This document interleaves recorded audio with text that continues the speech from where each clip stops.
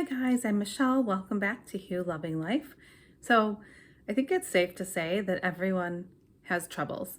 So sometimes things will go smoothly, then all of a sudden, trouble. That's just how it is. So I have the most wonderful books in front of me, and the author is Sri Klemp, and he answers some of the questions like, why do troubles come? Does that mean that we are unloved? God, source, all that is, whatever you want to call it, forget about us? Why do we have troubles? And his answer is troubles that come to us are for our purification of soul. They come to us because we must learn a divine law. I have so many videos on the spiritual laws of life. There are so many laws. And if we are lacking wisdom in one of them, then that's okay because we'll have a chance to have an experience that will teach us that law. Divine Spirit will use the most negative situations to teach us. And we wonder, why has God forsaken me? God has not forsaken us. We are unwilling to give up certain passions of the mind and take the next step in our spiritual development. So the 5 passions that I've covered before from the teachings of Eckankar are anger, lust, greed, vanity, and attachment. And these are things that sometimes come up, but we want to have control over them so they don't become a problem, right? It's normal to feel things, but how you behave once you feel those things makes the difference between it being just a feeling and then being a vice or a destructive pattern in your life. The spiritual life is not meant to finally end the succession of problems. It doesn't mean that once you are a spiritually seeking, active individual doing spiritual exercises and working on yourself, looking within, it doesn't mean you won't have problems. It just means that you have opportunities and more opportunities for soul to unfold. What the spiritual student does develop, however, is the inner link with the spirit. Okay? You develop a link with that source of love, that guidance that knows everything. When you're quiet and you go through something, that's when people get really interested in spirituality or God or asking for help spiritually, right? But when things are going great, so often people will forget and they'll just enjoy what they're going through doing, and they forget to ask for spiritual help of any kind. So, thus, he taps into the supreme creative force that guides him around all the blocks in his path that once defeated him.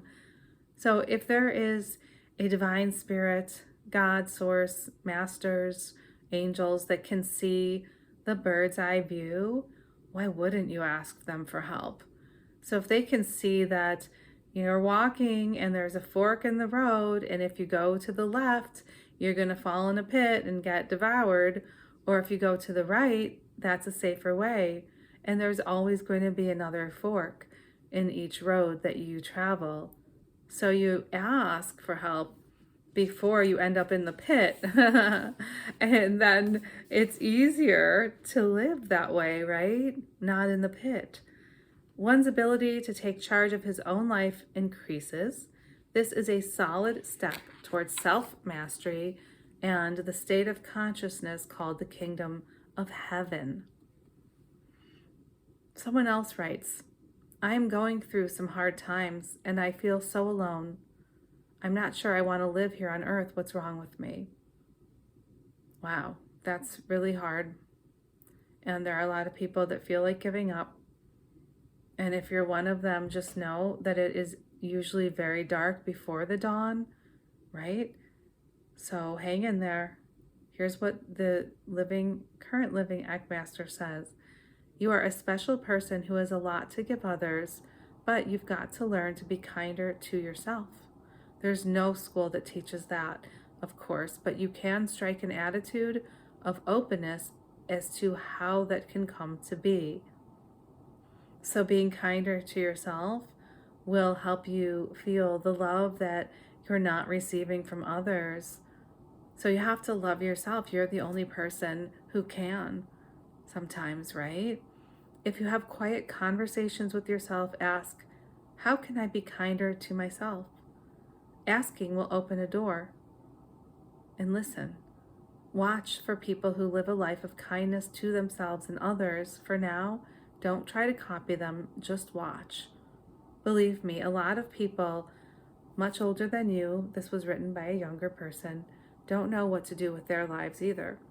But there are people who act with kindness. Watch for them, and you'll find exactly the kind of life you're looking for. But you'll have to work for it. We all pay our dues. So I hope that this helps someone who might be going through trouble to realize that everything has a season. There's always a season for joy, for grief, for great happiness, and then for great sorrow. And it's kind of like the surfer riding the waves. You have to just go with the flow. I mean, you can fall in, but that's kind of really not fun. And then you get up again, right? And you just keep going. We really don't have an option other than to keep going, at least not one that's self-loving in the long run, right? Because you are an eternal being having a temporary human experience, so you will have many bodies, most likely, unless you're choosing or not having to come back in your next lifetime. You might choose to come back anyway, right? Even if you don't have to. But the point is, while you're here, try to find something pretty or beautiful, even if you're totally sad and down. I once listened to someone named Rory Ray, and she said she was like at her worst and she was on the floor crying, and she picked up or she saw a dust bunny and she just kind of like tuned into it. So it kind of brought her out of herself for a minute. So I always say on this channel, chanting the hue is a very high vibrational word that helps to raise your vibration. Doing something that makes you happy, being around animals or kind people is a wonderful thing. Nature is recharging. And know that you're not being punished. I mean, yes, we all have karma to pay back, and some of us have karmic debts that we have to pay off. But we are all here for lessons. So what is the lesson that you think you need to learn? And maybe try to start learning it so that you don't have to have one hard lesson after the next hard lesson until you get it. If there's a theme and a pattern in your life, look at it, dissect it, and then you'll see, well, that pattern, how you participated in it. No, you don't need to look at the other people, the other players. You can label them as a certain type of player or a player, right? You can label them in a certain way, but then you have to look at yourself and say, well, how did I contribute? So look at yourself and see where you can hold yourself accountable and then work on that. We are learning things here, not because we've been forgotten or hated, or there is no hate from all that is source, God, love, Sugmad, okay? There's no hate. It's true, just love.